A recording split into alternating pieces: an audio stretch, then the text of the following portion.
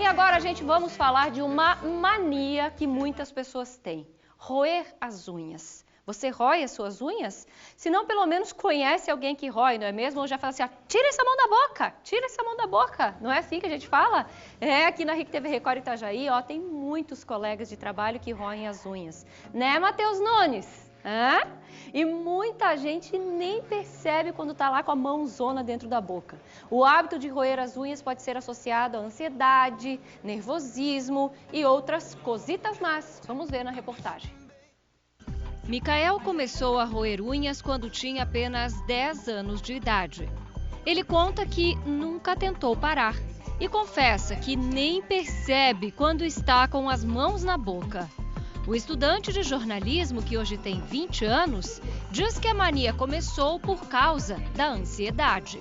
Não vejo como um problema porque eu nem percebo quando eu boto as unhas assim na boca e roo. Eu nunca percebo porque virou realmente um costume, uma mania e a gente acaba não percebendo mesmo. Poucos sabem, mas o ato de roer as unhas tem o nome técnico de onicofagia, ou roeção de unha, que nada mais é que o hábito de morder as unhas dos dedos, das mãos ou, pasmem, até dos pés, durante períodos de nervosismo, ansiedade, estresse, fome ou tédio. Também pode ser um sinal de desordens mentais ou emocionais, por isso é preciso ficar atento. E muitas pessoas roem unhas no mundo. E você sabia que esta mania pode causar doenças? Isso porque colocar as unhas na boca é levar germes que vivem embaixo da superfície da unha, direto para dentro do organismo. Muitos germes e bactérias vivem dentro da unha e o hábito de roer pode aumentar as chances de danos à saúde. Eu sempre fui muito preocupado com os estudos e eu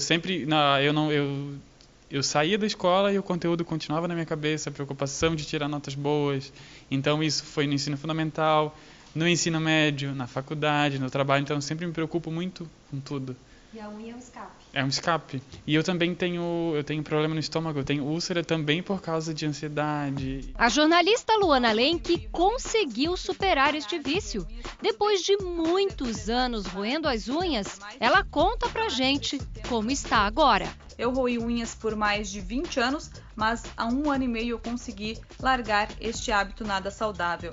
Muitas pessoas que me conheceram roendo unhas não acreditam ainda hoje que eu consegui largar esse hábito e as minhas unhas estarem assim grandes e fortes. Tem gente que ainda mexe nelas para ver se não são aquelas postiças como era comum eu usar em algumas oportunidades quando eu roía unhas, mas não. Há 1 ano e meio realmente eu decidi que eu ia parar de roer unhas e coloquei um novo hábito. Todas as semanas eu vou ao manicure para fazê-las, deixá-las sempre bonitinha, para não correr mais o risco então de voltar a roer. Tive 2, 3 recaídas lá no início, mas desde esse tempo de 1 ano e meio nunca mais voltei a roer unhas. E hoje elas são bem fortes, nunca quebraram. Então quem quiser parar de roer unhas, realmente a gente sai de um hábito e começa a colocar um outro, porque parar de roer unhas não é fácil não.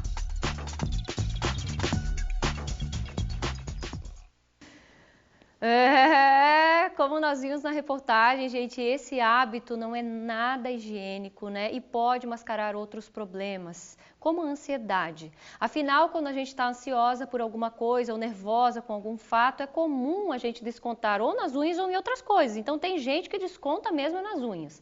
Mas como será que nós podemos evitar esse hábito? Será que tem alguma coisa a ver com o nosso psicológico? Que tem alguma coisa a ver com a nossa saúde? Será que é só roer mesmo? Quando é que a gente deve prestar atenção nesse hábito, Então, para bater um papo com a gente hoje, nós recebemos a médica dermatologista, a doutora Gabriela Schaffer, e a médica psiquiatra, a doutora Cíntia Libert. Boa tarde, meninas. Boa tarde, Cris. Boa tarde. Significa que já não é só um problema dermatológico, mas é algo já que está invadindo outra área da saúde. Sim. Eu já vou falar com a doutora Gabriela, porque a gente recebeu ali, eu fiz um ao vivo pelo Facebook, e a gente recebeu umas 80 perguntas. Claro que a gente separou, assim, eu guardei algumas de cabeça, assim, que são as principais. A gente vai tentar esclarecer tudo. Doutora, isso pode mascarar algum problema da pessoa? Sim. O roer as unhas, né, é um hábito de pessoas que geralmente estão ansiosas, estressadas, e muitas vezes as pessoas não percebem. A pessoa vem tão acostumada a viver naquele modo estressor, é como se ela fosse desse jeito. Então ela se sente, é meu jeito de ser, eu sempre fui pilhado, eu sempre fui agitado. E a gente precisa colocar as emoções para fora. Emoções pedem corpo, né? Sim. A tristeza pede lágrima, a raiva pede uma cara feia, o estresse, a ansiedade também pede corpo. Tem que sair de alguma forma. E uma das formas mais comuns é o roer as unhas. E a gente vê, Cris, pequenininhos, crianças, a gente vê adultos bem-sucedidos, a gente vê idosos, né? Para você ver que não é um hábito que tem a ver com idade, ele transcende cultura, transcende condição social, porque a ansiedade é algo que está no homem, né? Então a gente vê bastante roer unhas. Já vamos falar de mais problemas. Doutora Gabriela, muitas pessoas escreveram ali que roem até os dedos, ou seja, além de ficar feia a mão, a gente saber que leva bactérias para dentro do organismo, pode prejudicar a pessoa? Sim, com certeza. O que acontece? Quando a pessoa rói a unha, essa pressão contínua vai com o tempo alterar o formato da unha, que é o primeiro problema que a gente tem. Quando ela começa a roer também, puxar as pelinhas da lateral, a cutícula, ela vai tirar então a camada de proteção da pele, vai deixar a pele ali exposta, e é comum a gente ver um tipo de infecção que chama paroníquia. Então, nessa situação, a gente tem uma contaminação por bactérias, por fungos, então ela vai ter um inchaço, um vermelhidão, vai ficar doído. Me escreveram hoje, inclusive, falando que tinha essa informação ali, que ficava com bolhas, ou seja, sangue. Às vezes junta até um pus. Isso, a pessoa escreveu falando isso, porque fica inflamado. Fica inflamado. E quando tem casos que tem que tomar antibiótico? Ou seja, exatamente, às vezes tem que usar antibiótico oral. E quando essa inflamação é muito intensa, embaixo da cutícula está a matriz, que é a fábrica da unha. Então, se ela for muito intensa, ela pode fazer como uma cicatriz e aquela unha nunca mais vai crescer normal. Sério? Pode acontecer. Olha, eu não sabia disso.